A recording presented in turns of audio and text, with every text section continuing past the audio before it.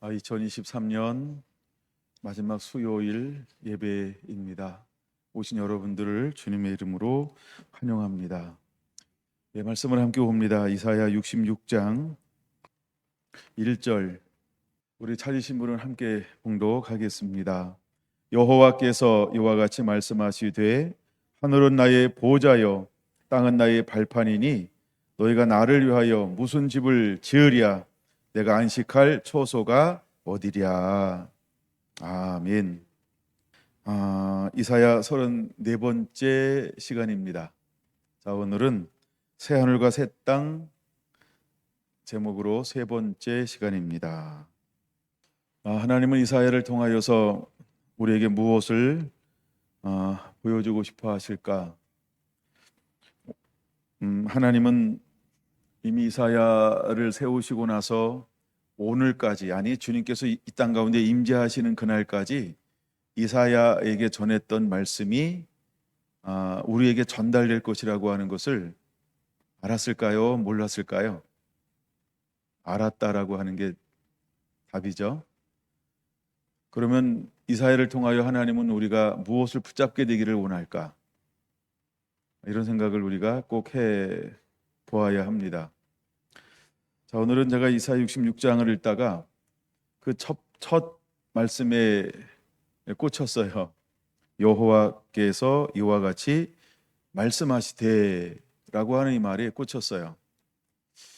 이사야서에서 이사야는 하나님을 경험하고 만나고 난 다음에 끊임없이 하나님이 하시는 말씀이 있어요. 사실은 이것이 선지서의 공통점입니다. 대선지서, 소선지서가 있는데 이 21권에 나오는 공통점 중에 하나가 뭐냐 하면 여호와께서 가라사대, 아니면 여호와께서 말씀하시되, 여호와께서 이루시되, 이렇게 이제 표현하고 있는 거죠. 66장 1절을 이거를 뭐라고 번역하냐 하면 코 아무리 예호와, 헬라어로 이렇게 시작을 합니다. 코 아무리 예호와, 이 말은 여호와께서 이같이 말씀하시되, 이런 뜻이에요. 이사야는 하나님을 한 번 만난 것처럼 우리가 보일 수 있어요, 6장에서. 근데 하나님은 지속적으로 누구를 찾아왔을까요? 이사야를 찾아와 주었다는 거예요. 그래서 수없이 하나님은 이사야에게 말씀하셨어요. 그럼 이 말은 무슨 말일까요? 예수님으로 보면 예수님이 습관이 하나 있었다 그랬어요. 기도하러 올라갔어요. 그러면 예수님이 기도하러 올라가기만 하고 끝났을까요? 아니죠. 하나님이 찾아오셔서 끊임없이 예수님하고 교제, 즉 말씀하셨다라는 거예요. 왜냐하면 예수님은 하나님께서 보여주거나 말씀하지 않거나 들려지지 않은 것을 하나도 행하신 적이 없다라고 하는 거예요. 그럼 예를 들어 이런 거죠. 예수님이 기적이 약 한 36번, 38번, 나중에 또 제가 다시 한번 찾아봤더니 약간 숫자가 다르더라고요. 어떻게 보느냐에 따라서.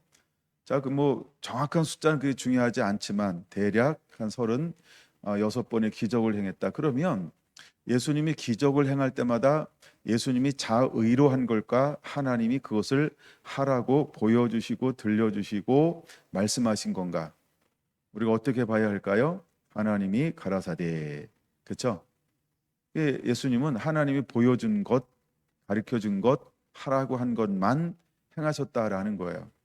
이사야는 어떻게 이 하나님의 말씀을 그 시대에 전하고 있을까? 하나님께서 말씀하신 것을 중심으로 그것만 우리에게 전하고 있다라고 하는 겁니다.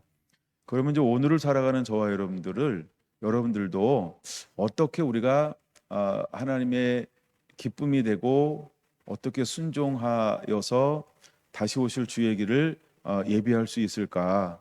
이제 우리 모두는 하나님의 음성을 듣는 자가 되어야 합니다. 그러니까 하나님의 한번 이사야 1장으로부터 시작해 볼까요? 이사야 1장 1절은 어떻게 시작이 되나요? 유다 왕 우시야와 요담과 아하스와 히스기야 시대에 아모스의 아들 이사야가 유다와 예루살렘에 관하여 본 계시라 이렇게 말하고 있어요. 그러니까 우리가 이걸 두 가지로 일단 해석을 해야 되겠죠. 여호와께서 말씀하시되, 말씀하시는 동시에 하나님은 이사야에게 어떻게 하신 걸까요? 눈을 열어 보게 했다. 그래서 이사야는 보고 듣는 성견자라고 하는 거예요. 왜냐하면 1장 1절에 이렇게 말하죠. 예루살렘에 관하여 여호와께서 말씀하신 것을 들은지라 이렇게 기록하고 있지 않죠. 듣다가 아니고 뭐 했다고 기록하고 있어요? 본지라라고 말하고 있어요. 우리가 본다라고 하는 것을 선지자나 성견자라고 분리할 때 우리가 보는 사람을 뭐라고 이야기할까요? 볼 견자를 써서 성견자 이렇게 부릅니다. 근데 이사야는 보기도 하고 듣기도 했다. 예수님은 듣기도 하고 보기도 했다. 그럼 마지막 때 하나님의 사람들도 이제 은혜가 임하면 어떻게 해서 하나님이 쓰실까요? 보기도 하고 듣기도 하고.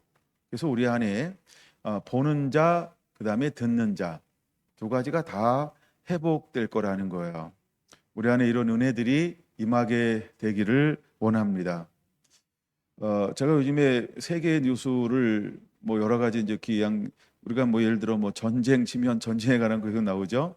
경제 치면 경제에 관한 거 계속 나오죠. 지진 그러면 지진에 관한 거 계속 나오죠. 그렇죠. 그다음에 기상 뭐 변화 이런 거 치면 계속 나오죠.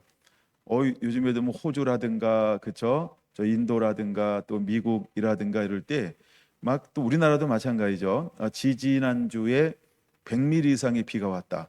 대단한 거예요. 우리가 그냥 쑥 지나가서 그렇지. 어머 비가 왔나 봐. 이렇게 지나가서 그렇죠. 엄청나게 온 거예요. 겨울비가 그 정도 왔다. 정말 그쵸. 변화인데 엄청난 변화가 일어난 거예요. 근데 우리는 그런 변화에 민감하다, 둔감하다? 아무도 반응이 없으니까 둔감한 거예요. 그런 것처럼 이제는 이런 일들이 너무 자주 일어나요. 이제는 우리가 뉴스라고 하는 매체를 통해서 우리나라, 우리 지역, 내 도시에만 일어나는 걸 알고 있는 것이 아니고 큰 뉴스들을 전 세계에서 일어나는 걸 다 알잖아요. 그렇죠? 그러니까 그 정도 뉴스가 아니면 아예 이제 내보내지가 않아요. 그런데도 하여간 여러분들이 또 더 먼저 발품을 파는 사람들은 차라리 그냥 외국 뉴스를 다 찾아서 보는 사람도 굉장히 많습니다. 요즘에는. 어, 그래서 지금은 너무너무 이런 많은 일들이 급변하게 일어나고 있는 시대에 우리가 살고 있다는 거예요. 이 말은 무엇을 의미하냐 하면 정말 주님이 다가오는 걸음걸이가 살금살금이 아니고요. 성큼성큼도 아니고요. 그냥 엄청난 속도로 주님이 오시는 발자국 소리가 들려지는 시대에 우리가 살고 있다라고 하는 것입니다. 계속해서 우리가 이제 전쟁의 소식을 보면 또 우크라이나 전쟁을 이어서 끝나지도 않았는데 이제 약간 국지전 같은 것이지만 어쨌든 나라와 어떤 세력과의 싸움이 일어나는데 이것이 이제는 전 세계로 비화될 뭐 조짐이 보인다. 이제 최근의 뉴스죠. 그래서 이제 뭐 하마스뿐만 아니라 헤즈볼라, 또 헤즈볼라와 하마스 배후에 있는 이란, 그다음에 중동, 그다음에 에티오피아에 있는 후티 반군들, 뭐 이런 여러 이제 이런 그러니까 준 국가 세력이 아닌 어떤 이런 반군이죠. 그런 집단의 어떤 세력들이 세계를 흔들고 있다라고 하는 거예요. 세계를 흔들므로 인해서 어떤 예상치 못한 일들이 지금 막 일어나고 있어요. 요즘엔 뭐 물가가 뛰면 뛰나 보다. 내려가면 내려가나 보다. 우리가 굉장히 둔감할 수 있어요. 왜냐하면 바로 우리에게 이렇게 뭔가 영향이 안 미치니까 그런 현상을 느낄 수 있어요. 여러분 지난 정부 5년 동안 우리는 굉장히 모든 것이 잘 되는 줄 알았어요. 근데 이제 세계 경제의 여러 흐름이 바뀌고 나서 갑자기 인플레이션이 올라가기 시작했어요. 지금 우리는 그 고통을 겪고 있는 거예요. 그 고통을 겪고 있는 거예요. 왜냐하면 그때는 막 싸게 해가지고 다 막 빌려가는 게 하여간 제조 좋은 사람이었어요. 여긴 제조 좋은 놈이 없잖아요, 그렇죠? 그러니까 제조 좋은 사람들이었어요. 근데 그것을 갖다 쓴 사람들 지금 어떻게 하고 있어요? 어마어마한 이유를 막 지금 막 이렇게 근데 잘 토해내는 사람들은 그렇게 많지 않고 사람들이 끝까지 버티려고 노력하고 있습니다. 근데 하여간 이제 이렇게 우리도 보이지 않게 지금 어마어마한 막 이렇게 흔들리고 있어요. 근데 한 부분만 흔들리는 게 아니고 총체적인 것이 지금은 전 세계적으로 흔들리고 있어요. 총체적인 거. 그러니까 어떤 한 군데 어떤 뭐 이런 어금니 정도가 아니고요.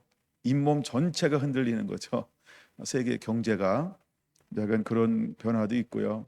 이럴 때 우리는 정말 이 시대에 정말 아, 어디에 귀를 기울이고 싶을까요?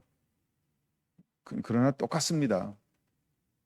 그냥 똑같은 거예요. 마지막 이때는 정말 이제는 이런 난제를 풀어낼 수 있는 그런 하나님의 사람들이 일어나야 합니다. 이런 난제와를 풀어낼 수 있는 하나님의 사람들이 일어납니다. 또 그런 사람들을 통해서 하나님은 일하실 거예요. 근데 이런 사람들의 공통점이 있다고 한다면 어떤 공통점을 가지고 있을까? 이 사람들은 그냥 기본적인 게 하나 있어요. 의로워야 한다는 거예요. 의롭다라고 하는 것은 하나님의 말씀을 그대로 사랑하는 사람이에요. 그러니까 순전한 사람들이에요. 그냥 단순한 사람들이에요. 그리고 하나님과 가까운 사람이에요. 하나님과 두 번째 하나님과 가까운 사람이에요. 그러니까 하나님이 가깝다 이 말은요. 그는 세 번째 예배자의 삶을 살아요. 그러니까 하나님 앞에 늘 침노하죠. 그러니까 하나님이 그에게는요. 네 번째인가요? 비밀들을 보여주는 거예요. 찾아오셔서. 왜 하나님과 가까이 하니까 가까이 하는 자에게 하나님의 비밀을 보여주죠. 여러분 제가 어떤 일이 일어나는지 누가 제일 많이 알까요? 저를 가까이 하는 자요. 예, 저를 가까이 하는 자가 제일 많이 알아요. 예. 왜냐하면 가까이 하니까 일어나는 일들을 막 시시때때로 막 얘기를 해. 하나님은 누구한테 비밀들을 보여줄까요? 선지자에게는 말씀하지 아니하시고 행하지 않는다라고 그랬어요. 그건 여러분 선지자들의 공통점이 뭘까요? 이들은요 하나님이 기라면 긴 줄 알고 기는 사람이야. 하나님이 말씀하시면 그 말씀이 그 전부를 사랑해서 그 말씀을 그대로 가지고 나가서 나의 유익과 상관하지 않고 풀어놓고 선포할 수 있는 사람들. 하나님이 이런 사람들을 선지자로 세우시거든요. 그러니까 마지막 때에 똑똑하다 그건 쓸모없어요. 뭐 재능이 많다? 뭐 재능이 하나님보다 재능이 많겠어요? 그렇죠? 그러니까 그런 게 쓸모가 없는 거예요. 뭐 지혜롭다? 하나님보다 지혜가 더 많겠어요? 그게 별 쓸모가 없어요. 그러니까 하나님이 제일 찾는 사람들은 뭐냐 하면 그냥 충성된 사람이에요. 충성된 사람이라는 거예요. 여러분 고린도전서 1장에 있는 말씀을 많이 기억해야 돼요. 왜 하나님은 이런 사람들을 들어 쓰시는가? 육체로 자랑하지 않게 하는 거예요. 그러니까 각색하지 않고 자기 것이 섞이지 않고 모든 것을 하나님이 하신다는 걸 보여줄 사람이요. 이 선지자들의 특징 중에 하나가 하나님이 어떤 분인지를 선지자를 통해서 하나님은 드러내길 원하거든요. 예, 그러니까 마지막에 하나님 쓰는 사람들은 하나님이 하는 것을 드러낼 사람들을 하나님은 찾으시는 거예요. 근데 그 수많은 사람들 중에서 이사야라고 하는 왕족이 있었는데, 이 이사야는요, 어떤 특별한 걸 하나 가지고 있는 거예요. 그래서 하나님이 그를 예, 예배하러 올라올 때 하늘문을 열어서 만나주는 거예요. 그러고 난 다음에 하나님이 그에게 뭘 부어주냐 하면 아버지 마음을 그대로 부어주는 거죠.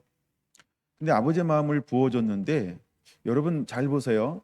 만약에 이사야에게 야망이 있었다, 아니 욕심이 있었다, 또 다른 말로 욕망이 있었다, 내가 하고 싶은 것이 있었다, 예? 이런 게 있었다고 한다면 이사야가 50여 년 동안 그 길을 걸어갈 수 있었을까요? 전 못 걸어갔다고 보는 거죠. 왜냐하면 하나님이 그를 파송하셔서 거의 60년 가까이 사역을 시킬 건데 어떤 환경으로 보낸다고 그랬어요? 뭔 얘기를 해도 못 알아들어. 못 알아들으면 인기 올라가요, 안 올라가요? 인기 올라가고 내려가는 게 아니고 하락하겠죠. 사람들이 막 싫어하죠. 예, 꼴불 나중에는 안 듣죠. 예. 그러니까 하나님 이사야를 어디로 파송할 거냐 하면 못 듣는 사람, 못 보는 사람, 못 깨닫는 사람, 이런 데로 하나님이 파송할 거예요. 그럼 이런 데로 우리가 가면 이사야는 인기 있어요, 없어요? 방송에 나와야 안 나와요? 누가 와서 인터뷰 할까요, 안 할까요? 그렇죠? 이 사람 걸 왜 올려요? 예, 예, 방송 광고 안 들어오게 이 사람 걸 왜 내보내요, 그렇죠? 아무도 관심이 없는데. 근데 하나님은 그 시대를 깨우는데 그런 사람들을 택하지 않아요. 그냥 우직하게 나사 세 바퀴 반 풀러놓고 하나님하고만 친밀하면 되는 거예요. 하나님하고만 친밀하면 되는 거예요. 그러니까 이사야는 그런 사람이었다는 거예요. 하나님하고만 친밀한 사람이요. 근데 하나님만하고 친밀하다 이 말을 오해하면 안 돼요. 그는 하나님을 무지무지 사랑해요. 근데 이스라엘도 무지무지 사랑해요. 그러니까 지치지 않고 상하지 않고 포기하지 않고 낭망하지 않고 절망하지 않고 하나님을 향하여 삿대질하지 않고 도전하지 아니하고 끝까지 뭐 하는 거예요? 외치고 외치고 외치고 외치고 또 외칠 수 있었던 거예요. 그러니까 누구보다도 이사야는 하나님을 사랑하는 사람이었고 이스라엘을 사랑하는 사람이었다는 거예요. 그리고 그는 하나님을 사랑하는데 이스라엘을 사랑하는데 그걸로 끝난 게 아니고 모든 열방까지 전부 다 사랑할 줄 아는 마음을 겸비한 사람이라는 거예요. 그러니까 우리가 마지막 때 하나님의 사람들은 무엇으로 준비가 되어져야 할까요? 그렇죠? 하나님을 사랑하고 모두를 사랑할 수 있는 이것으로 준비가 되어져 있는 거예요. 이사야가 부름 받을 때 깨끗하고 정결하고 준비가 된 상태가 아니죠. 그냥 그 시대랑 똑같이 살고 있었다라고 하는 거예요. 근데 뭐 하나가 달랐던 거죠. 그 중심됨의 성품이 그냥 하나님이 말씀하시면 그대로 평생을 걸어갈 수 있는 거 그거 하나요. 근데 그도 여전히 그 시대와 마찬가지로 그냥 세상을 의지했고 율법 가운데 살고 있었지만 하나님이 기뻐할 수 있는 예배는 못 드리고 있는 상태. 뭐 이런 사람이었어요. 그러니까 하나님을 경험하고 난 다음에 그가 첫 번째 고백하는 게 다시잖아요. 내가 입술이 부정한 백성 가운데 살면서 이 말은 뭐예요? 나도 입술이 부정합니다. 그러니까 내가 하나님 만나기 전에는 괜찮은 왕족인 줄 알았어요. 괜찮은 사람이고 경건한 사람이고 율법의 사람이고 뭐 부끄러움이 없는 삶인 줄 알았어요. 근데 하나님의 그 거룩한 영광을 보는 동시에 뭐가 보인 거예요? 그 빛 가운데 나를 투명하게 하나님이 비춰주니까 거기서 악소리를 못하죠. 그냥 알게 된 거예요. 아하, 내가 부정한 백성이구나. 이 말이 내가 하나님의 영광 가운데 서니까 죽을 수밖에 없는 사람이네요. 그러니까 내가 죽을 수밖에 없는 죄인인 것을 그냥 알고 고백하기 시작하는 거죠. 정말 우리 안에 이런 만남과 은혜들이 임했으면 좋겠어요. 예. 그랬더니 하나님이 알잖아요. 그렇죠? 알고 만나주는 거 아닌가요? 죽이려고 만나는 게 아니고 변화시키려고 만나는 거니까. 그러니까 내가 고무나 아름답다라고 했던 것처럼 그 안에 있는 여호와 미성숙함을 모르는 걸까요? 아는데 부르는 거예요. 왜? 그 안에는 더 큰 것이 있으니까. 그러니까 하나님의 생각과 우리 생각이 다른 것처럼 하나님은 우리를 향한 또 마지막 때 찾아내는 사람들을 향한 계획은요 너무너무 상상을 초월할 정도로 아름답고 귀하고 존귀할 거예요. 그러니까 자꾸 나 자신을 바라보면서 낙망하고 실망하지 마세요. 그냥 우리가 초점을 주님께 둬야 돼요. 그래서 우리가 끊임없이 내가 할 수 있는 것은 이런 단어가 맞는지 모르겠지만 하나님의 말씀대로 살려고 내가 아등바등하면서 분투하는 삶, 노력하는 삶, 그냥 말씀대로 살려고 계속 나를 쳐서 복종시키는 이 삶, 내가 이런 모습만 가지고 있어도 하나님께서 그 마음의 중심을 보신다라고 한다면 마땅히 모든 사람들을 하나님 붙들어서 그렇게 쓰시고 사용하시게 될 거라는 거예요. 여러분들이 그런 사람들이 되기를 원합니다. 할렐루야. 자, 그래서 이사야는 무엇으로 시작하냐 하면 이사야가 본 계시라라고 시작하고 있어요. 그러니까 하나님께서 이사야 1장부터 66장까지 참 긴데 이 전부를 하나님께서 어떻게 하신 거예요? 계시로 보여준 거예요. 장차 되어질 일들을 계시로 보여준 거예요. 그 다음에 현재 일어난 일들을 계시로 보여주는 거예요.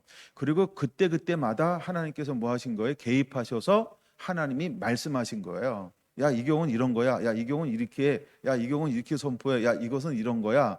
그러니까 하나님이 어떻게 할 것인지에서 이사야에게요 계속해서 찾아오셔가지고 함께 하시면서 계속 보여주고 알려주고 보여주고 알려주고, 그러니까 보고 듣고 예수님이 오셔서 제자들을 택할 때 함께 하시게 하려고라고 한 것처럼 함께 하면서 뭘 한 거예요? 보고 듣고 체험하고, 그렇죠? 보고 듣고 체험하고 보고 듣고 체험하고 이 일 한 것처럼 하나님은 찾아오셔서 이사야에게 동일한 것들을 한 거죠. 여러분, 마지막 때 하나님이 두 증인을 세울 건데 어떻게 두 증인하고 함께 할까요?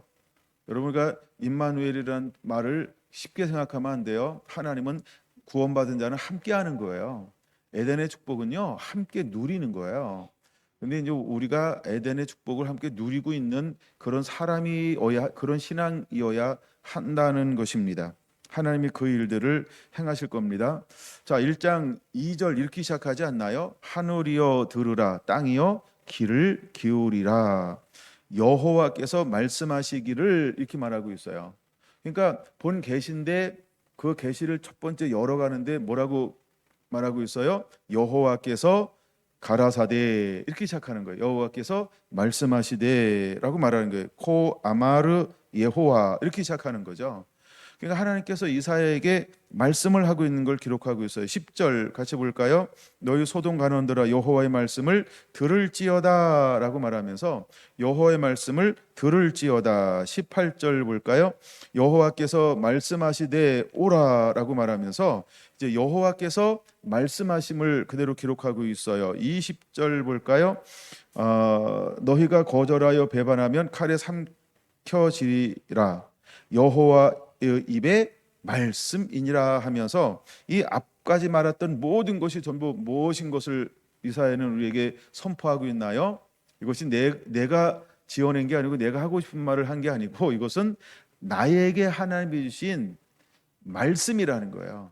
그럼 나에게 주신 말씀, 이걸 다른 말로 뭐라고 표현하죠? 계시라고 하는 거예요. 그러니까 계시는 하나님의 마음이죠. 하나님이 하고 싶은 걸 대신 선포하는 거죠. 이 선지자잖아요. 그러니까 이것이 지금 하나님이 너희들에게 선포하고 싶은 아버지 마음이야 라고 말하고 있다는 거예요. 여러분, 마지막 때 두 증인이 뭘 하는 사람이 될까요? 아버지가 말씀하고 싶은 것을 대신 풀어놓는 사람. 이 역할을 하나님은 감당하게 하실 거라고 하는 것입니다. 2장 1절은 어떻게 시작하고 있나요? 아모스의 아들 이사야가 받은 바 유다와 예루살렘에 관한 말씀이라 라고 시작하는 거예요. 그러니까 유다와 이스라엘에 관한 하나님의 말씀을 받아서 이사야가 대신 풀어놓는 말씀이다 라고 말하는 거예요. 그래서 하나님이 이사야에게 이 말씀을 주었다는 거예요. 그래서 이사야는 하나님이 주신 것을 받아서 그대로 선포하는 자, 그래서 이사야를 우리는 선지자다라고 말하고 있는 거예요. 여러분, 3장 15절 16절 한번 볼까요? 여호와 내가 말하였느니라 하시도다. 16절 여호와께서 또 말씀하시되라고 말하면서 하나님은 계속해서 이스라엘에게 말씀을 하고 있다라고 하는 것입니다. 자, 이제 하나님께서 이렇게 그들을 어떻게 할 것인가라고 하는 이제 하나님의 계획을 풀어놓는데 4장 2절에서 이렇게 보고 있다는 거죠. 4장 2절에서 6절까지 한번 같이 읽어볼까요? 그날의 여호와의 싹이 아름답고 영화로울 것이요 그 땅에 솟아난 이스라엘의 피난한 자를 위하여 영화롭고 아름다울 것이며 시온에 남아있는 자 예루살렘에 머물러 있는 자 곧 예루살렘 안에 생존한 자 중 기록된 모든 사람들은 거룩하다 칭함을 얻으리니 이는 주께서 심판하시는 영과 소멸하는 영으로 시온의 딸들의 더러움을 씻기시며 예루살렘의 피를 그 중에서 청결하게 하실 때가 됨이라. 여호와께서 거하시는 온 시온과 모든 지폐 위에 낮이면 구름과 연기, 밤이면 화염의 빛을 만드시고 그의 모든 영광 위에 덮개를 두시며 또 초막이 있어서 낮에는 더위를 피하는 그늘을 지으며 또 폭우를 피하여 숨는 곳이 되리라. 아멘. 자, 하나님께서 이제는 이스라엘과 유다를 어떻게 회복하실 것인지에 대해서 우리에게 말씀하고 있다라는 거예요. 어떻게 하나님이 회복할까요? 그들이 하나님의 이 한결같은 사랑 때문에 하나님이 원하는 게 뭘까요? 너희는 죄를 깨닫고 돌이키면 내가 너를 이렇게 새롭게 할 것이다 라고 하는 것을 지금 선포하며 풀어놓고 있다라는 거예요. 이것이 바로 하나님의 방법이죠. 이것이 바로 하나님의 마음이죠. 여러분, 하나님은 선자를 세워서 뭘 하는 거예요? 돌아와, 돌아와. 그렇죠? 죄를 지은 자여 돌아오면 하나님이 그들을 용서하시며 깨끗하고 새롭게 회복시켜서 너를 통하여 하나님이 하나님의 영광을 드러내고 싶다라고 하나님은 말씀을 하고 있다라고 하는 것입니다. 여러분 6장 8절 한번 볼까요? 하나님이 그들에게 뭐라고 말씀하고 있나요? 내가 또 주의 목소리를 들으니 주께서 이르시는 거예요. 뭐라고 말하나요? 내가 누구를 보내며 누가 우리를 위하여 갈고 하시니 그때 내가 여기 있나이다. 내가 여기 있나이다. 나를 보내소서 했습니다. 그때는 9절 여호와께서 이르시되 가서 이 백성에게 이르기를 너희가 듣기는 들어도 깨닫지 못할 것이요 보기는 보아도 알지 못하리라 하여 이 백성의 마음을 둔하게 하며 그들의 귀가 막히고 그들의 눈이 감기게 하라 염려하건대 그들이 눈으로 보고 귀로 듣고 마음으로 깨닫고 다시 돌아와 고침을 받을까 하노라 하시기로 내가 이르되 주여 어느 때까지니까 하였나이다. 아멘. 여러분 정말 여러분들이 말씀을 들으면 알아듣습니까? 말씀을 들으면 어렵습니까? 한번 이런 물음 한번 해볼까요? 김경수 목사님 말씀이 쉽습니까? 요즘에 한국에서 어떤 분이 제일 인기가 많을까요? 인기. 그러니까 그 유튜브에 올라오면 조회수가 누가 제일 많을까요? 모르죠? 저도 누가 제일 많은지는 잘 모릅니다. 내가 많은 사람들 예를 들어서 누구를 지칭해야 되나? 그런 목사의 말씀은 쉽습니까? 그 교회 성도들한테 물어보세요. 담임 목사의 말씀이 쉽냐고. 성도들은 한결같습니다. 목사의 말씀은 다 어려워요. 왜 어려울까요? 왜 어려울까요? 그러면 여호수아, 이사야만 어려울까요? 그럼 도대체 쉬운 선지자는 누굴까요? 말씀이 쉬운 선지자는 누굴까요? 그런 생각을 한번 해봅니다. 모두가 다 어렵다라고 합니다. 제가 청년 시절을 한번 뒤돌아봤어요. 그랬더니 목사님 말씀이 모르겠더라고요. 네. 근데 시간이 지나잖아요. 제가 말씀을 읽고 또 읽고 이 말은 뭐냐 하면 깨달았다 이 말이 뭐냐 하면 다 깨닫는 게 아니라 보이는 것만 보여요. 신기하게. 이게 말씀이에요. 그러니까 내가 이 말씀을 이제 전하고 또 공부하고 또 전하고 또 공부하고 또 전하고 시간이 지나면 지날수록요 이제서야 목사님이 이걸 말씀하고 싶은 거였구나라고 내 나름대로 그쵸 이미 다 먼지도 가라앉았어요. 버스만 떠난 게 아니고요 다 가라앉았어요. 근데 그 이후에 이 말씀이 살짝 들어오기 시작했다는 거예요. 참 놀랍지 않나요? 제가 이제 돌아가신 분들 설교를 유튜브 올라오니까 이분들 설교를 가끔 듣습니다. 오카네 목사님을 비롯해서 여러 유명한 목사님들 설교를 가끔 듣는데 이 목사님들의 말씀이 어떤 때는 안 들려요. 근데 어떤 때는 다 들리는 게 아니고 어느 부분이 들려요. 참 신기하죠? 저도 이미 목회한 지가 30년이잖아요. 근데도 불구하고 말씀이 어떻게 들린다고요? 안 들리기 듣기. 안 들리기 듣기 이래요. 어떤 거는 막 안 들려가지고 듣다가 그냥 딴 거 들어요. 왜 그럴까요? 30년을 목회해도 안 들리는 게 있다. 자 보세요 여러분 이사야를 하나님께서 보내면서 어떻게 보냈어요? 9절에 보니까 듣기는 들어도 깨닫지 못할 것이요. 그러면 이게 누가 답답한 거예요? 누가 답답한 거예요 여러분? 누가 답답한 거예요? 어, 자녀들이 있잖아요, 그렇죠? 말 못 알아듣는 사람이 답답한 거예요. 말하는 사람이 답답한 거예요. 둘 다. 우리 윤조 권사님은 둘 다라 그래서 샘플에서 제외됐어요. 누가 답답하냐면요, 말하는 사람이 답답한 거예요. 못 알아듣는 사람이 답답한 게 아니고, 그렇죠? 일차적으로 하여간 그런 게 있어요, 그렇죠? 근데 이제 못 알아듣는 아들의 입장에서는 엄마를 어떻게 생각할까요? 왜 엄마는 엄마 생각만 하지? 내 상황도 있는데, 내 입장도 있는데, 그렇죠? 이런 거예요. 그러면 엄마가 아들 상황으로 얼마나 들어갈 수 있을까요? 죽었다 깨어나도 안 돼요. 그냥 가까워질 수는 있는 거예요. 근데 그 상황으로 갈 수는 없어요. 여러분, 이스라엘 백성들이 정말 이렇게 둔친가요? 좀 심한 말 쓸게요. 멍청한가요? 아둔한가요? 지능이 떨어지나요? 예? 아니죠? 근데 희한하게 단합한 것도 아닌데, 그렇죠?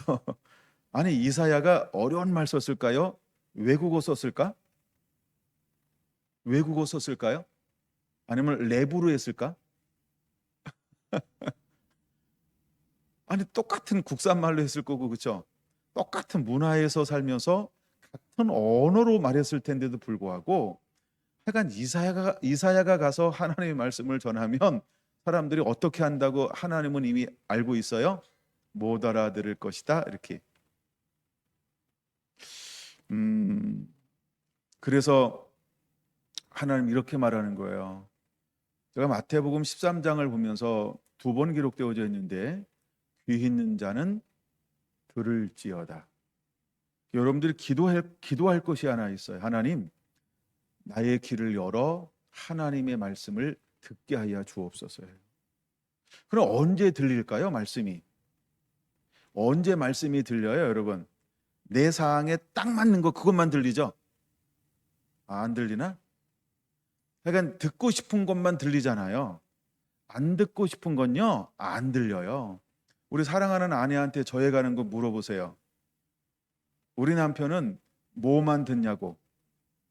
그러면 우리 사랑하는 아내가 뭐라고 이야기할까요? 나의 남편은 자기가 듣고 싶은 것만 들어요. 이렇게 말할 거잖아요. 맞아요? 틀려요? 내가 듣고 싶지 않은 건 내가 언제 그랬어? 이러잖아요. 그렇죠? 그러면 남자만 그럴까요? 여자도 그러죠. 네, 내가 분명히 얘기했거든요. 근데 분명히 내 입장에선 얘라고 대답한 것 같아요. 내 입장에서 얘기하는 거예요. 근데 나중에 다시 물으면 뭐라고 이야기할까요? 언제 그런 뜻으로 얘기했어요? 라고 되묻기 시작하는 거죠. 그러면 알아들은 거예요? 못 알아들은 거예요? 남자나 여자나 똑같아요. 서로 남 얘기는 뭐 한다? 듣고 싶은 것만 듣는다. 근데 여자들은 듣고 싶지 않은 걸 남자보다 더 많이 듣는 건 있어요. 근데 대부분 남자들은 여자들에 비해서 듣고 싶은 걸 듣는데 그 양이 적어요. 하여간 이런 건 있어요.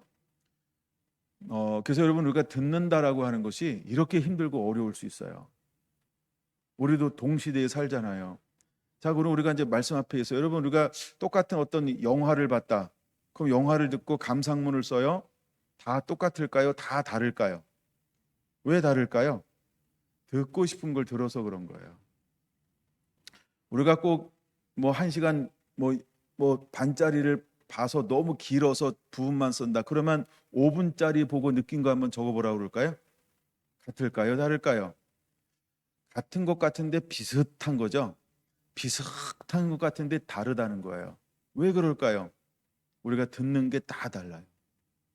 보는 게 다 달라요. 예, 보는 게 다 달라요. 너무너무 이런 차이점이 있어요. 그러니까 이스라엘 백성들이 특별히 어리석거나 뭐가 좀 부족하거나 아니면 뭐 이렇게 미진하거나 아니면 우둔하거나 약간 좀 덜 떨어지는 사람, 이런 사람들이 아니에요. 우리처럼 다 약간 괜찮은 사람들이 이렇게 멀쩡하게 생겼어요. 근데 이사야가 하나님의 말씀을 전하면 그들은 하나님 말씀 앞에서 어떻게 반응할 거라고 하나님은 말씀하고 있는 거예요.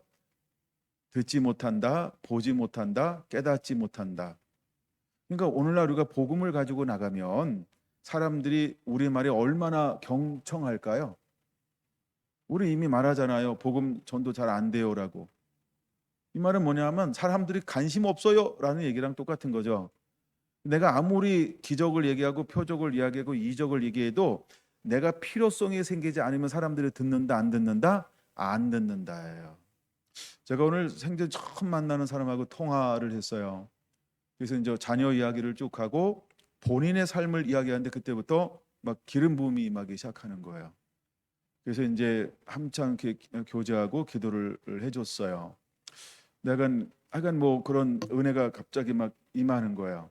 그래서 이제 같이 기도해주고 막 이렇게 했는데, 근데 왜 제가 그 이제 집사님하고 공감이 됐냐면 오늘 전화로 처음 만난 분인데 왜 공감을 했냐 하면 나랑 비슷한 상황을 가지고 있는 거예요. 여러분 아무도 모르니까 좀 공개하면 이 아이가 딸인데 중학교 지금 초등학교 6학년이에요. 근데 태어난 지 6개월 되고 나서부터 뇌 손상이 왔어요. 그래서 이제 의학적으로는 뇌에 70%의 손상이 왔다. 뇌에 70% 손상이 왔으니까 13살, 14년 동안 이 엄마가 겪은 고통과 아픔의 무게는 이루 말할 수 없는 거예요. 그러면 그 아이가 이름도 생각나네 갑자기. 그 아이가 얼마나 그 아이 입장에서는 어떨까요? 그렇죠? 근데 그게 저에겐 공감이 된 거예요. 왜냐하면 제가 어릴 때 우리 사랑하는 아들이 아팠고 힘들어 봤잖아요. 여러분 어디까지 하는지 모르겠어요. 근데 우리는 함께 키우면서 이 겪는 고통하고 그냥 남이 경험을 들어서 경험한 거 다르잖아요. 또 이 아이가 어릴 때부터 해가지고 중학교, 고등학교 때까지도 물론 저 질병은 그 이전에 치료가 됐어요. 그래도 그 후유증이라고 하는 게 중학생 될 때도 여전히 후유증이 남아 있고 고등학교 다닐 때도 여전히 후유증 남아 있고 그 이후에도 후유증이 있는 거예요. 예, 그것으로 인한 여러 가지 막 이런 게 있는 거예요. 우리 이제 아이가 아파할 때는 정말 이 아이를 언제까지 책임질까 했더니 의사는 굉장히 단호합니다. 내가 이제 연세 세브란스를 갔잖아요. 근데 딱 그러는 거예요. 아버님인가요? 네. 그냥 이 아이는 평생 같이 산다고 생각하면 돼요. 앞뒤도 없어요. 근데 이게 막 충격으로 다가오잖아요. 근데 그때 굉장히 냉정해져야 돼요. 왜? 아, 이게 팩트구나. 차라리 그렇게 이야기해 주는 게 나중에 딱 뒤돌아서면서부터요. 굉장히 냉철해지더라는 거예요. 그러니까 이 아이에 대해서 뭐 우리가 전전긍긍하고 있는 거면 이런 게 아니고, 그러니까 어떤 이런 생각의 사치를 부릴 이유가 없는 거예요. 그냥 일단 그냥 현실을 인정하고 이게 정상이다라고 생각하자. 이렇게 하는 거죠. 그리고 우리가 이제 어릴 때 많이 했던 이야기 중에 하나가 건강만 해지면 내가 너에게 더 이상 바랄 것이 없다. 그러면 이런 얘기 실제로 우리는 뭐 아플 때는 그거 외에는 다른 게 없어요. 근데 이제 안 아프잖아요. 근데 내가 다 더 많은 꿈을 꾸고 소망을 갖고 그게 많은 욕심을 부린다. 물론 그러고 싶어요. 왜? 안 아프니까. 근데 내가 이 아이에게 그런 걸 요구한다고 한다면 내가 절망적일 때 하나님 앞에 그렇게 올렸던 기도는 무엇이 될 것인가? 여러분 물에 빠졌을 때하고 건져냈을 때하고 사람들이 그렇게 바뀌거든요. 그래서 하여간 이게 이런 게 이제 공감이 됐다는 거예요. 그분하고 막 이런 게 이제 내가 우리 집사님 하여간 뭐 이렇게 얘기 들었는데 너무 공감이 되어 하면서 우리 아이 이야기를 그냥 조금 해줬어요. 예. 근데 아이 이야기 할 때는 하나님이 저한테 기름을 부어주지는 않았어요. 근데 아이를 키우면서 자기 얘기를 하는데 그때부터 막 이제 기름 부음이 막 임하기 시작을 하는 거예요. 예. 그래서 쭉 이야기하고 기도를 해주기 시작을 했어요. 근데 막 저한테는 기름 부음이 막 임하는데 너무 좋은 거예요. 그리고 그 기름 부음이 오래도록 제게 그냥 이렇게 머물러 있더라고요. 여러분 하나님이 우리를 뭘로 보내고 어떻게 사용할까요? 우리가 알아듣는다는 거, 우리가 깨닫는다라고 하는 거, 어쩌면 우리도 똑같을 수 있어요. 근데 중요한 것 하나 있어요. 때가 되면 하나님이 어떻게 할 것이다? 보고 듣고 깨닫게 할 거라는 거예요. 근데 이제 이것이 내가 수용자 입장이 아니고, 하나님은 성결한 성도 한 분 한 분들을 전부 이사야처럼 마지막 때에 파송할 거라는 거예요. 그러니까 여러분이 이사야가 될 거라니까요. 그러면 여러분에 대해서 온 세상의 사람들이 어떤 반응을 보일까요? 아유, 혜진이가 말하는 걸 못 알아듣겠어. 저렇게 예쁜데 왜 말을 어렵게 하냐? 그렇죠? 사람들이 반응이 이렇게 될 거예요. 왜냐하면 코드가 다른 거예요. 그러니까 관심이 없는데 내 얘기만 하는 것처럼 보일 수 있어요. 사람들이 관심이 없으면 들을까요, 안 들을까요? 바탕이 관심이 보는 것이, 듣고 싶은 것이 다르면 잘 들릴까요, 안 들릴까요? 잘 안 들려요. 그냥 앉아 있는 거지. 그렇죠? 근데 그 시대가 어떤 시대냐 하면 하나님의 관심이 없는 시대라 그런 거예요. 이사야를 하나님이 파송했는데 그 시대가 하나님께 관심이 없어요. 그러면 우리가 사는 시대는 어떨까요? 사람들이 하나님께 관심이 없어요. 제가 옛날에 그런 얘기 아주 투덜투덜 거렸잖아요. 투덜이처럼. 목사님들 만나 이야기하는데 관점이 너무 다르다. 나는 그런데 오래 있는 걸 아주 막 싫어한다. 예, 그리고 딴 얘기하는 거 뭐 이런 거 막 내가 약간 상처받기 그럴 정도로 막 내가 좀 얘기하고 뭐 이랬잖아요. 관심이 다르니까 서로가 듣고 싶은 게 다른 거예요. 말하는 게 다른 거예요. 똑같은 본문을 가지고 설교가 다르고 포인트가 다르고 강조하는 게 전부 다른 것처럼 전부 달라요. 그리고 대부분 사람들이 그래서 오죽하면 한국에서 유행한 단어가 하나 있잖아요. 야, 말하지 말고 뭐 하라고 그래 사람들이요? 뭘 좋아해요? 나 말할 때 너 들어줬으면 좋겠다 해가지고요. 유행한 단어가 뭐라고요? 경청. 그러니까 경청이 왜 유명해졌는지 아세요? 야, 나도 말하고 싶어. 야, 너 찍소리 하지 마. 너 좀 내 얘기하는 거 들어주면 안 되겠니? 그러니까 상담 기법 중에 최고의 기법이 뭐예요? 자매님, 그게 경청이에요. 사람들이 나 얘기하고 싶은데 지 얘기하냐고 나를 무시해. 안 들어. 내가 승질 나는 거야. 그러니까 이게 상철에 아우 미쳐 진짜. 이게 상담이에요. 그 상담의 기법 첫 번째 뭐냐? 들으라는 거야. 그러면 뭐라고 얘기해요? 그냥 와서 자기가 돈 주고 얘기하잖아, 상담가하고. 근데 아무 얘기 안 했어, 상담가가. 근데 자기 치유됐대. 그쵸? 꼭 먹고 알 먹으면 돼요. 박사까지 가야 돼 이제. 예, 멈추지 마시고. 이제 올해 졸업하잖아요 벌써. 예, 꼭 박사 갔으면 좋겠어요. 예, 할 일 많아요. 예, 이미 일반 사회는 그게 먹히기 때문에 그래요. 그래서 사람들은요, 내가 얘기하고 싶어 하지 듣는 걸 싫어해요. 자, 이건 이제 우리가 문화적 얘기로 한번 해볼까요? 문화적 얘기는 이런 겁니다. 꼰대라는 단어가 요새 유행 아닙니까? 지나갔나요, 꼰대는? 여전히 유효하죠? 꼰대가 뭘까요? 이거 하면 꼰대예요. 지적질하고 뭔가 아는 척하고 먼저 가리키려고 하잖아요. 내가 먼저 얘기하잖아요. 아씨 꼰대 같냐 이러는 거예요. 이게 사회 용어예요. 왜 이거 하면 꼰대라고 얘기해요? 나도 알아, 나도 할 수 있어. 왜 참견냐? 왜 지적질이야? 왜 아는 척해? 왜 날 가리키려고 해? 이거 굉장히 오늘날 우리 사회가 싫어하는 거 아닙니까? 이게 문화로 표현하면 이렇게 표현하는 거예요. 근데 이사야가 파송받고 그 시대는 어떤 시대일까요, 여러분? 다를까요? 아니에요. 똑같아요. 꼰대 이런 거예요. 누구 보고? 이사야 보고. 그럼 이사야 누가 보냈어요? 하나님이 보냈어요. 그럼 그 시대에 이스라엘 사람들이, 유다 사람들이 누구 보고 꼰대라고 그러는 거 똑같은 거예요. 이사야를 보낸 그 뒤에 계신 하나님 보고 꼰대라고 얘기하는 거예요. 야, 하나님이 왜 네가 하나님을 빙자해서 나한테 얘기를 해? 그래서 사람들이 안 듣는 거예요. 듣고 싶지 않다는 거예요. 듣고 싶지 않으니까 그 시대가 어떤 시대가 돼야 돼요? 무너지고 무너지고 무너지고. 이게 이사야가 보여주는 거예요.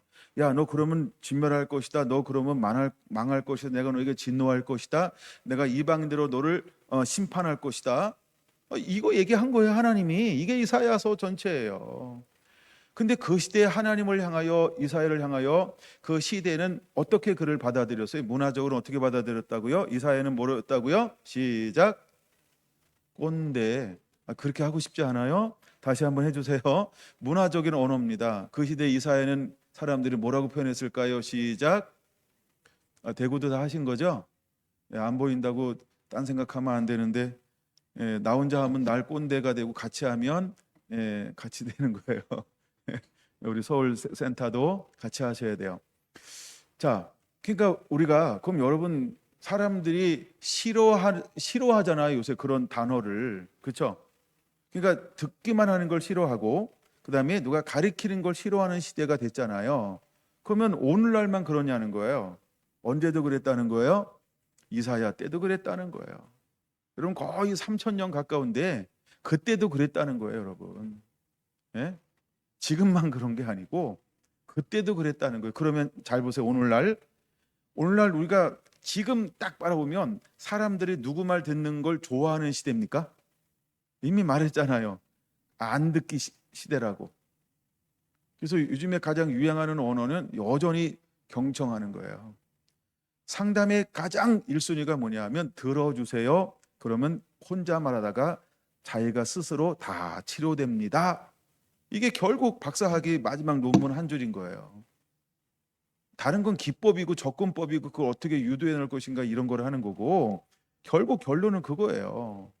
사람들은 들을 사람이 필요한 거예요.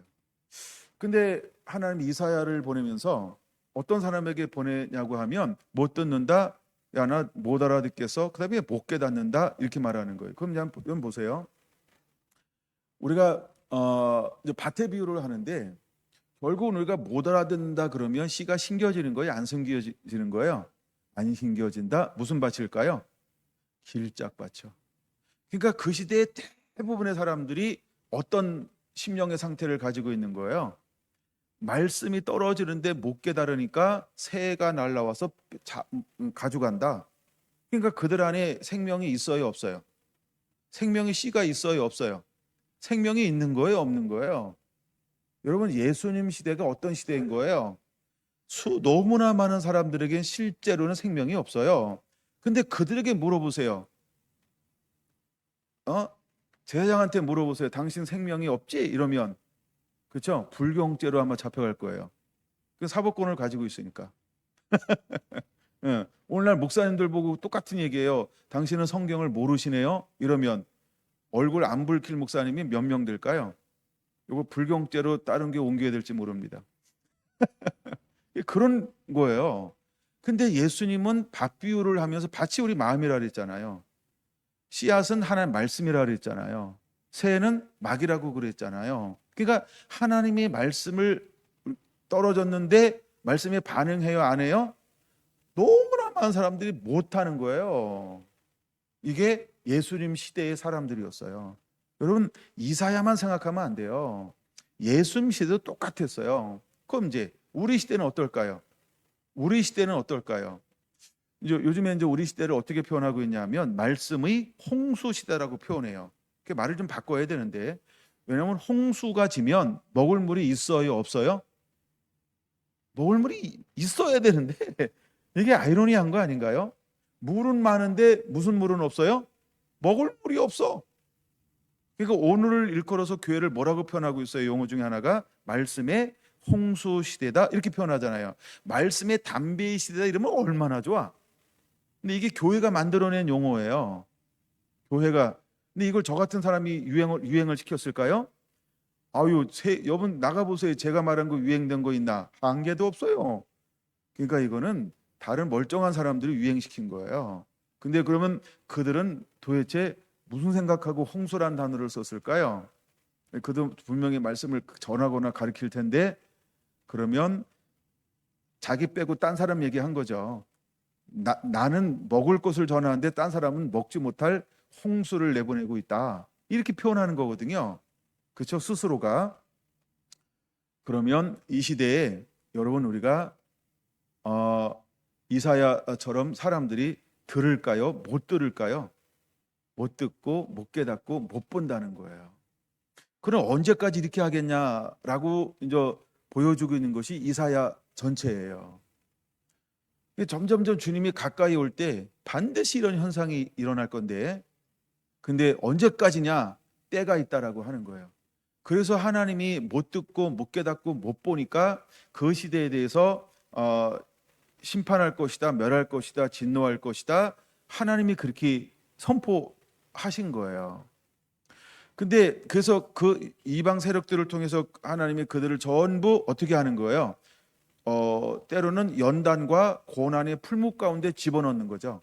그러면 연단과 고난의 풀무 가운데 집어넣으면 다 용돼서 나오나요? 다 정결해서 나오나요? 다 깨끗해져서 나오나요? 아니죠.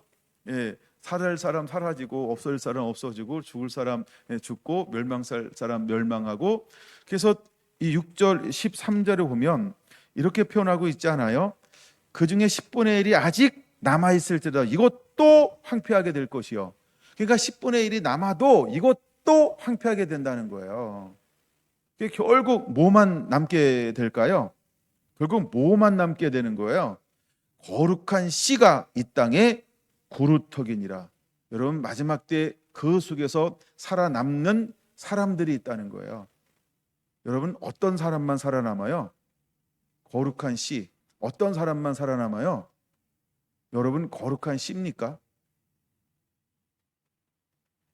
거룩한 씨입니까? 거룩한 씨냐는 거죠. 그냥 우리는 앉아 있으면 또 내가 신앙생활을 하고 그러면 남을 거라고 생각하는 착각을 할 수도 있어요. 근데 거룩한 씨만 살아남는 거예요. 거룩한 씨만 살아남는 거예요. 마지막 이 사단의 이 한 일회가 시작돼서 오는 공격이 여러분 그게 가벼운 공격이 아니에요. 이런 표현을 하는 거예요. 사단은 할 수 있으면 모든 걸 흔들 거예요.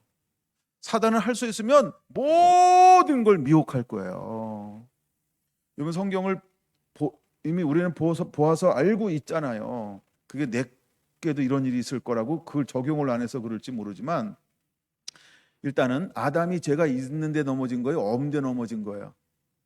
아니 죄가 없는데 넘어졌어요. 그다음에 욥이 뭐 부족한 게 있나요? 근데 욥이 사단이 하나님이 허용하고 사단에 넘겨주니까 그렇죠? 수십 년 동안 그는 전부를 잃어버리는 악창이 나고 모든 걸 잃어버리는 그 고난의 풀무 가운데 들어가야만 했다는 거예요. 이렇게 하면 예수님은 그 고난을 뭐 죄가 있어서 그 고난을 길을 걸어갔나요? 채찍을 맞고 가시관을 써야 되고 희롱과 조롱과 멸시와 부끄러움을 개의치 않으며 그 길을 걸어가야 했을까요? 죄가 있어서 걸어갔나요? 아니죠. 그는 거룩한 씨임에도 불구하고 하나님은 그에게 뭘 허용하는 거예요? 그 길을 허용하는 거예요. 이 잔을 마셔야 된다는 거예요. 예. 그러니까 고난을 하나님은 우리에게 허용하신다라고 하는 거예요. 그러니까 초점이 고난에 자꾸 사람들이 두고서 이 자꾸 고난에 자꾸 초점을 둬요. 그리고 자기중심적으로 자기는 괜찮다라고 생각할 수 있어요. 아니에요, 여러분. 고난이 오는 것이 정상이라는 거예요. 10분의 1이 남아 있어도 하나님은 거기서 또 뭘 허용하는 거예요? 또 다른 환난과 핍박을 허용해서 결국 하나님이 원하는 게 뭐예요? 끝까지 인내함으로 믿음을 지키고 인내함으로 남아 있는 걸 원하는 거예요. 그래서 요한계시록에 이기는 자의 특징이에요. 두 가지라 그랬잖아요. 하나는 인내, 하나는 믿음이요. 이게 요한계시록에 이기는 자의 특징이에요. 인내, 믿음 이 두 단어요. 그러면 요한계시록의 두 단어가 결론이라고 한다면 내가 살고 있는 오늘 우리 시대는 뭐가 결론이 돼야 할까요? 하나님의 말씀 때문에 끝까지 그 하나님을 너 붙잡을 수 있니? 이게 결론이 되어야 한다는 거예요. 할렐루야. 여러분 이 시대가 어떤 시대인지 또 내가 어떤 길을 걸어갈 것인지 또 우리가 걸어가야 할 길이 어떤 길인지를 이사야를 통해서 하나님은 그렇게도 보여주고 싶어 한다라고 하는 것입니다. 저는 이것을 보면서 이사야 55장을 놓칠 수가 없었어요. 이사야 55장은 하나님께서 뭘 말해주고 있냐 하면 그냥 제목 자체가 그런 거라 했잖아요. 하나님의 긍휼, 하나님의 사랑, 하나님의 자비, 이 세 가지로 우리가 표현할 수 있는데, 하나님은 끝까지 인내하는 자에게, 끝까지 믿음을 지키는 자에게, 마지막에 남아있는 그에게 하나님이 뭘 원하는 거예요?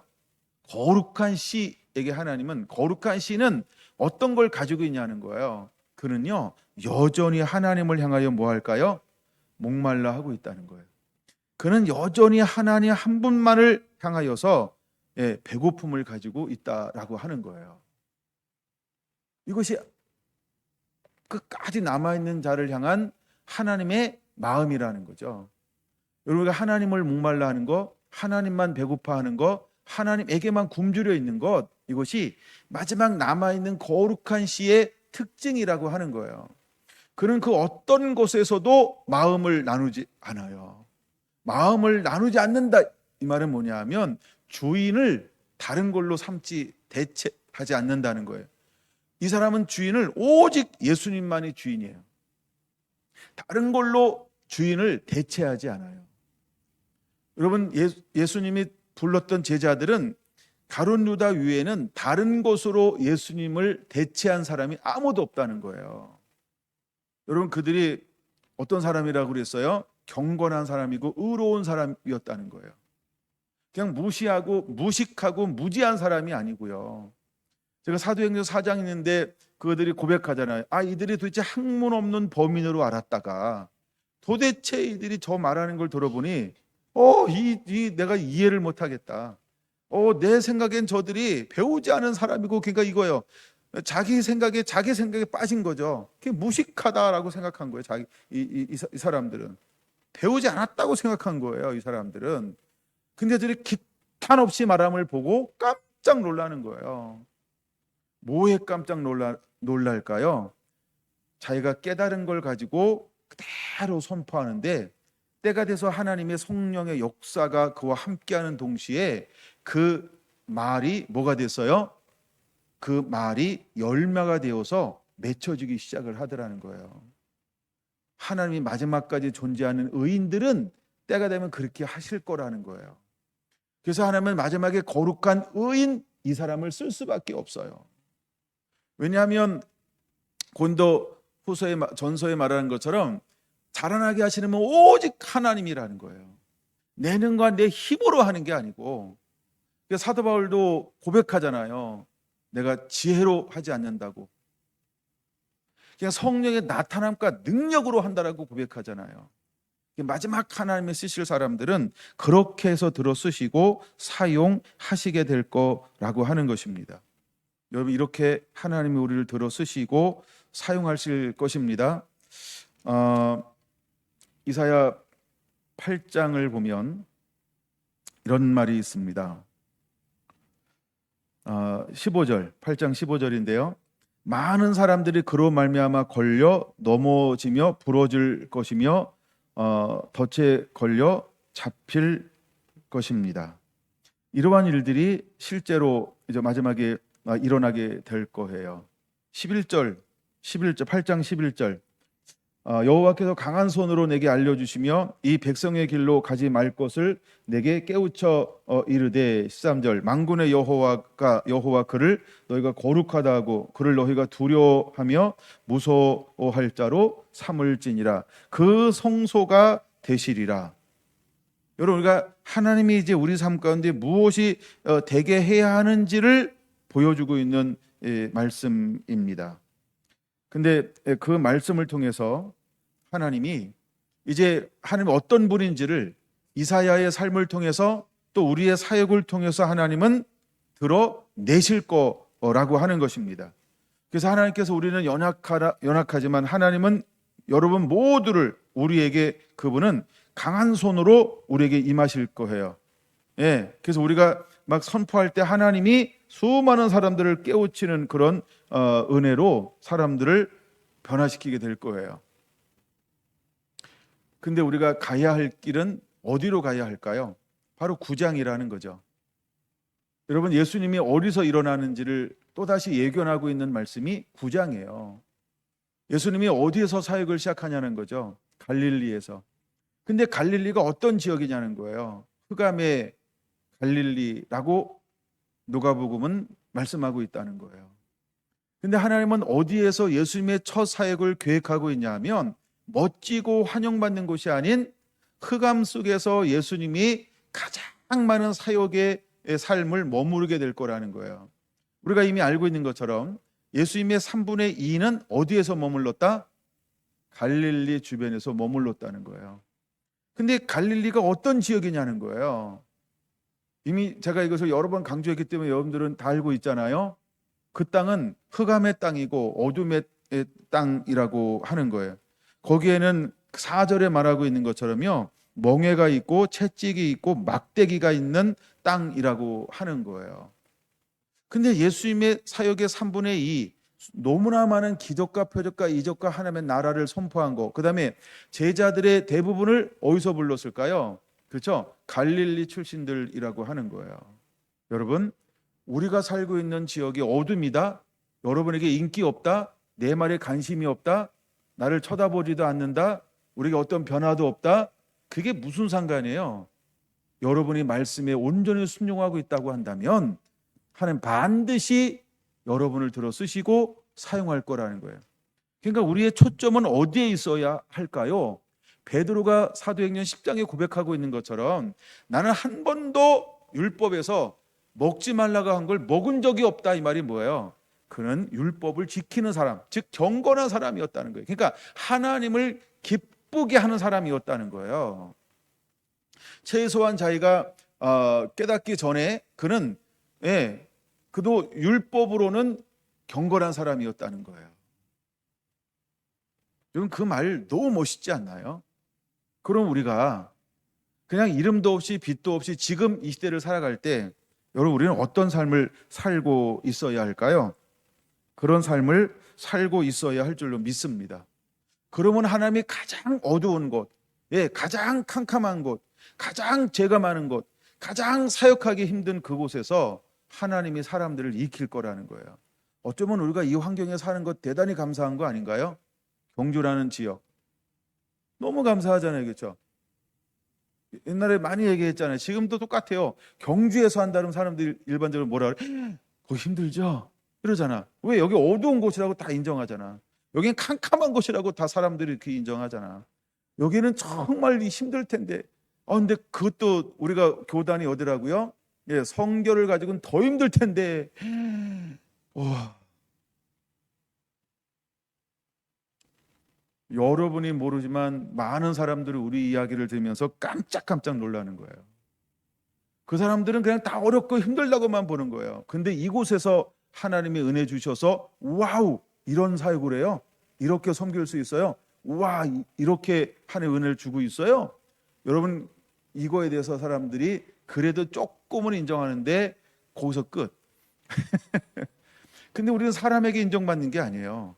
하나님이 때가 되면 이 속에서 거룩함을 가지고 있을 때 하나님은 그 사람들을 통하여서 모든 영혼들을 깨울 수 있는 그 하나님의 사람으로 저와 여러분들을 쓰기를 원하신다는 거예요. 여러분, 우리는 준비되어져 있어야 합니다. 우리는 거룩함으로 준비가 되어져 있어야 합니다. 우리는 의로움으로 준비되어져 있어야 할 줄로 믿습니다. 근데 하나님께서 그 땅 가운데 누구를 일으키겠다라고 이미 800년 전에 예언을 하고 있을까요? 9장 6절을 한번 보겠습니다. 이는 한 아이가 우리에게서 낳고 한 아들을 우리에게 주신 바 되었는데 그 어깨에는 정사를 메었고 그 이름은 기묘자라, 모사라, 전능하신 하나님이라, 영존하시는 아버지시라, 평강의 왕이라 할 것이라. 그 정사와 평강이 더함이 무궁하며 또 다윗의 왕자와 그의 나라에 군림하여 그 나라를 굳게 세우고 지금 이후로 영원히 정의와 공의로 그것을 보존할 것이라. 만군의 여호와의 열심히 이를 이루시리라. 하나님이 이루실 거예요. 여러분, 이 열심이라는 단어를 오늘 뭐라 그랬죠? 칸나라는 단어. 칸나가 지난번 우리가 여호와의 이름 나올 때 칸나가 어떤 하나님? 질투하시는 하나님이요. 그러니까 하나님은 질투하는 하나님. 하나님의 그 열심이 반드시 그 거룩하게 한 시대 지금 살아내고 있는 그 숨은 사람을 때가 되면 하나님은 그를 일으켜 세울 거라는 거예요. 그 주인공이 되기를 예수님의 이름으로 축원합니다. 하나님은 이런 사람들을 일으켜 세울 거예요. 여러분 11장 1절로 한번 가볼까요? 이새의 줄기에서 한 싹이 나며 그 뿌리에서 한 가지가 나서 결실할 것이요. 믿습니까? 여러분 하나님은요 그 가장 어두운 때, 가장 타락했을 때, 정말 우리가 볼 땐 소망도 없고 희망도 없고 씨알도 먹히지 않는 그 시대에 하나님은 너무너무나 위대한 계획을 선포하고 있다는 거예요. 왜 2년씩 여전도 회장을 했을까? 이런 생각을 한번 해봐요. 왜 하나님께서 우리 성결한 교회를 여기까지 한결같이 은혜를 주시고 난 다음에 인도하고 있을까? 이 생각을 한번 해봐요. 왜 여러분 우리는 외인구단처럼, 그렇죠? 외인구단처럼 각자 다른 도시의 고향을 갖고 이 근방에 함께 모여들어서 한 지체, 공동체를 이루며 함께 달려가고 있는가? 이런 생각을 한번 해봐요. 그리고 하나님께서 때가 되면 그 한편의 설교를 듣고 동서남북 사방에서 사람들이 달려오게 했고, 뭐 제가 그렇게 뭐 멋있나요? 살다 보면 다 그놈이 그놈이고 다 똑같죠 뭐. 근데도 여전히 함께 달려가 주는 너무나도 귀한 보배와 같은 우리 서울셀, 대구셀이 있어서 얼마나 감사한지. 전 가끔 혼자 있으면 그냥 감사한 거예요, 그분들이. 때로는 속상할 때도 있고 때로는 너무 행복할 때도 있고요.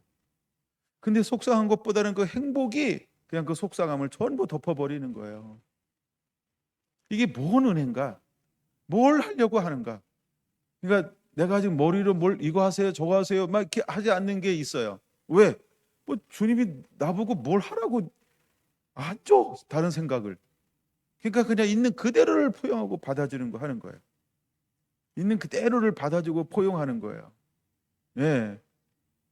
그러니까 자꾸 내가 뭘 하려고 하는 사람들은 못 버텨요. 왜? 내가 아무것도 안 하거든.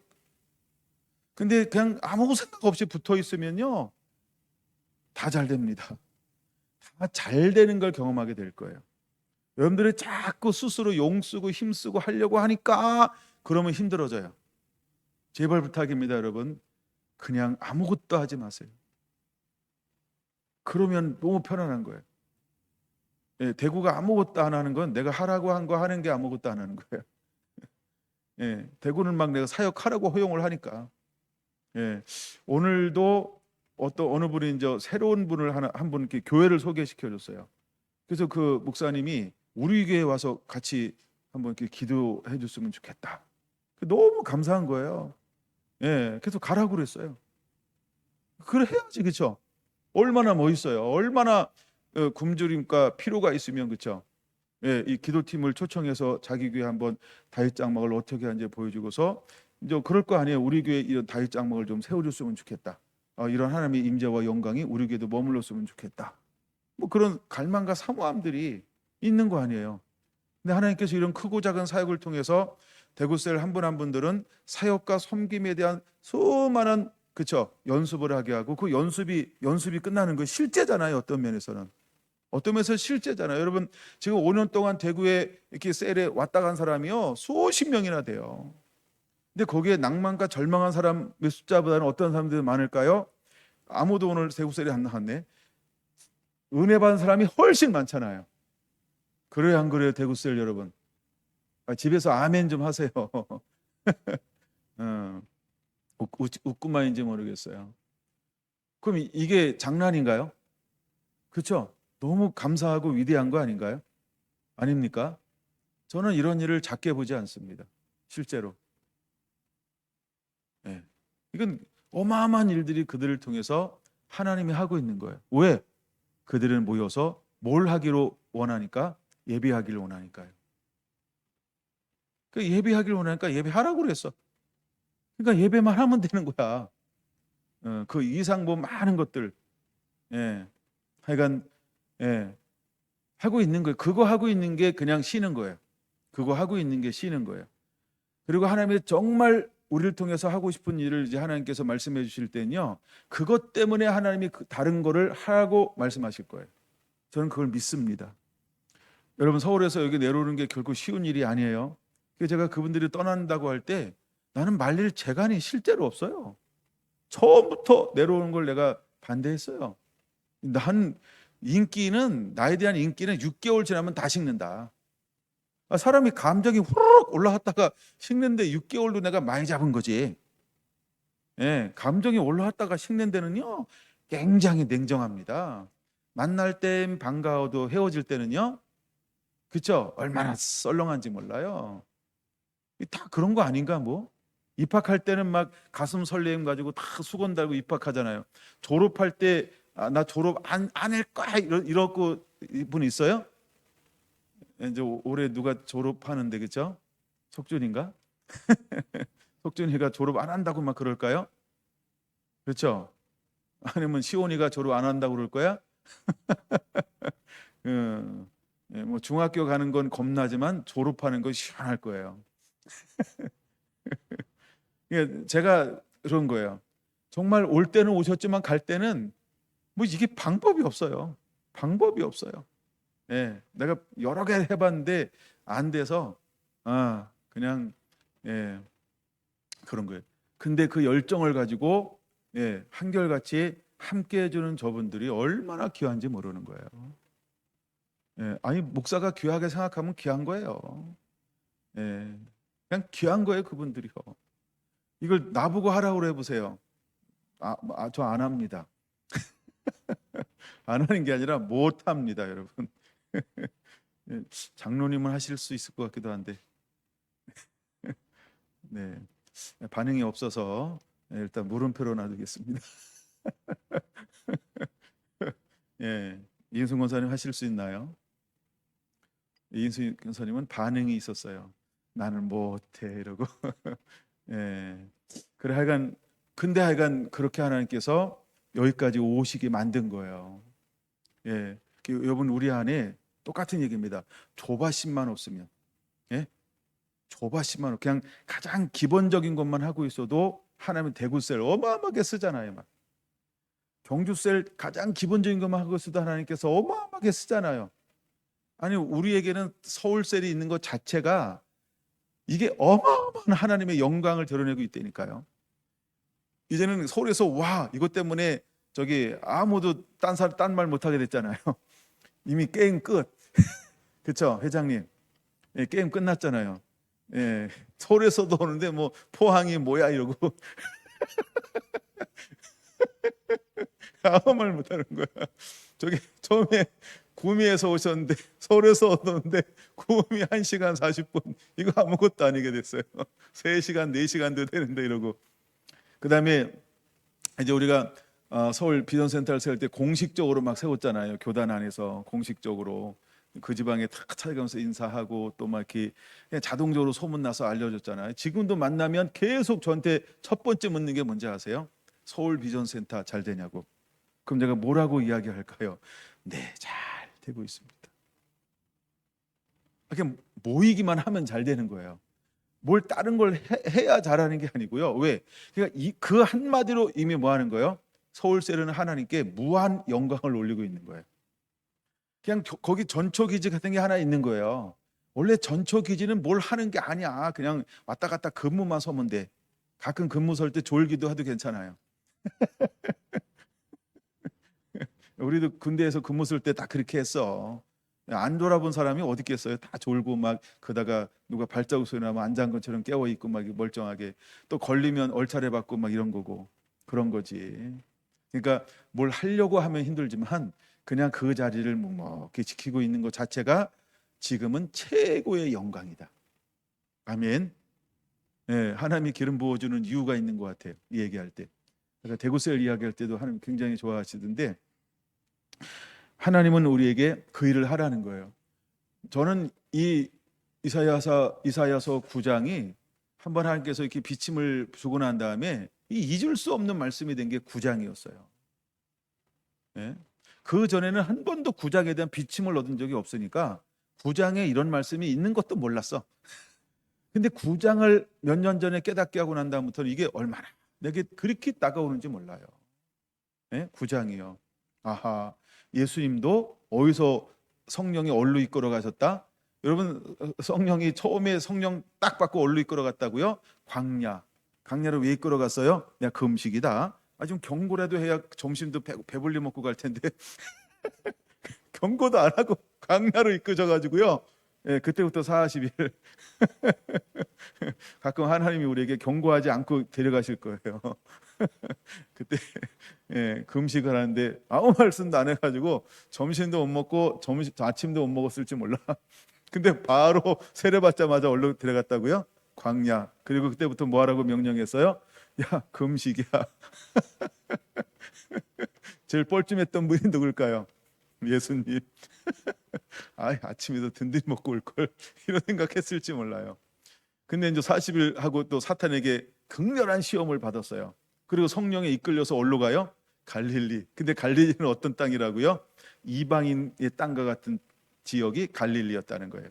흑암이 있고 어둠이 있고 채찍이 있고 멍에가 있고 압제가 있고 고통이 있는 땅이 갈릴리였다는 거예요. 이야, 여러분, 우리가 하나님의 첫 발을 내딛는 것도 우리가 머물러야 할 곳, 우리가 그렇게 보금자리처럼 집처럼 살아야 될 곳이 이방인의 땅 갈릴리였다. 여러분 어떻게 하실 거예요? 마지막 하나님의 사람들을 하나님 이렇게 들어 쓰시고 사용할 거라는 거예요.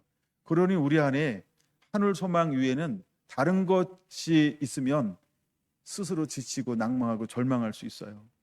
그런 의미에서 여러분들이 아무것도 하지 말라는 거예요. 내가 뭘 계획하면 하나님이 그 계획한 것 때문에 자꾸 딜레이 될 수 있어요. 계획을 내려놓으세요. 계획은 내가 하는 거 아니에요. 그렇죠? 하나님이 하는 걸 그냥 우리는 그냥 거룩한 하나님께만 집중하는 거예요. 그 하나님의 때가 되면 하나님이 우리를 만들어 줄 거예요. 여러분, 실제로 20년 동안 하나님이 성결한교는 그렇게 이끌어가고 있는 거예요. 이거 제가 공개적으로 얘기하니까 여러분들 나중에 반론이 있으신 분들은 개인적으로 찾아와서 반론을 일으켜 주시면 아하, 그런 것도 있었구나, 이렇게 제가 수긍도 할 수 있을 거예요. 내가 어쨌든 큰 틀 안에서 뭐 크고 작은 면에서는 있을 수 있어요. 근데 큰 틀 안에서는 제가 뭔가를 계획하지 않아요. 그냥 주님께 맡기고 계속 집중하면 그때 주님이 주시는 것 가지고 하는 거예요. 근데 우리가 거룩함으로 준비됐을 때 하나님 반드시 우리 생각에 명확하게 주실 거라는 거예요. 아멘. 아멘. 우리는 이 머무르는 시즌에 뭘 해야 될까? 하나님 앞에 거룩하게 있는 거예요. 이제 하나만 하고도 마칠 것인데요. 하나님이 이새의 줄기에서 한 싹이 날 거예요. 그 위에 하나님의 영, 2절 영을 부어줄 거예요. 근데 이것을 우리는 일곱 영이라고 표현하고 있는 거예요. 일곱 영은 메노라와 같아요. 근데 일곱 영은 하나님 보좌 앞에 있죠. 예, 요한계시록 1장 3절, 3장 5절, 5장 6절에 있는 것처럼 하나님 보좌 앞에 있는 일곱 영과 같은 거예요. 근데 그 일곱 영을 가지고 이 땅 가운데 오신 분이 누굴까요? 예수 그리스도예요. 근데 지난 시간에 말씀드렸던 것처럼 예수님께서 이 땅에 오신 목적이 두 가지가 있다 그랬어요. 첫째는 마귀의 일을 멸하러 오셨다라고 하는 거, 요한일서 3장. 두 번째 오신 목적이 뭐냐 하면 이 세상에 있는 모든 사람들을 구원하기 위함이다. 요한복음 3장 16절에서 19절.